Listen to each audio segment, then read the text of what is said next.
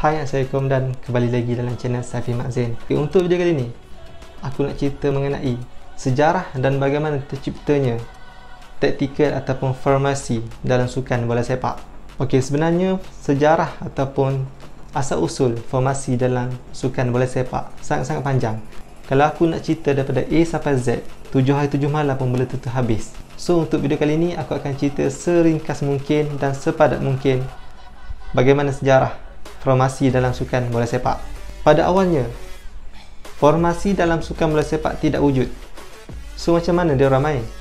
Okey, pada mulanya, diorang just main untuk mendapatkan gol. Sehinggalah pada tahun 1863, Federasi Bola Sepak Inggeris ataupun FA, yang mana kini dikenali sebagai FIFA, telah memutuskan untuk menerapkan peraturan offside.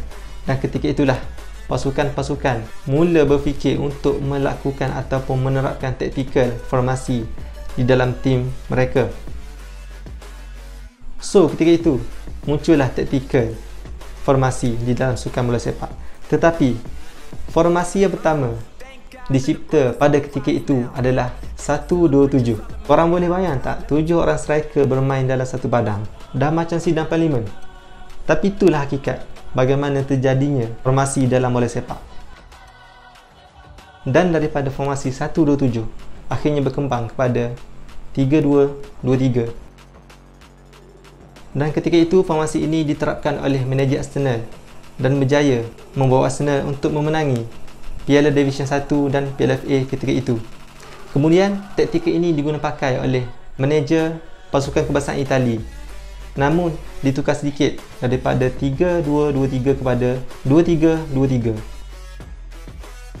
Selepas itu muncullah pula formasi 4-2-4 yang digunakan pakai oleh Brazil, dan ketika itu menjadi formasi yang agak popular dan digunakan pakai oleh semua tim.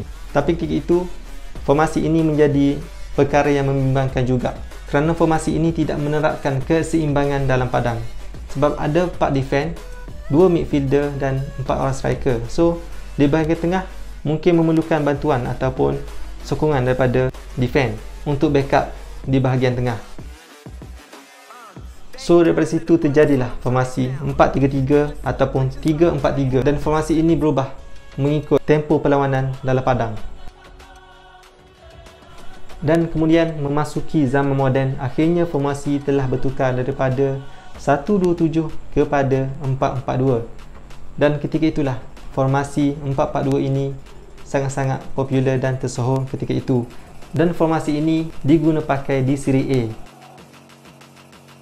So, daripada formasi 4-4-2 itulah menjadi inspirasi kepada satu majalah yang meletakkan majalah mereka 4-4-2 ataupun 4-4-2.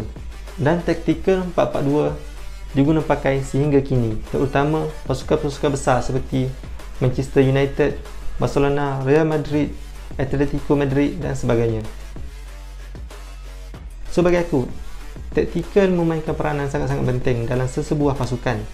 Kalau tak ada formasi, korang boleh tengoklah macam mana keadaan dalam padang. 7 orang striker, silap-silap goalkeeper pun naik atas sekali untuk skor. So, setakat itu sahaja video aku kali ini.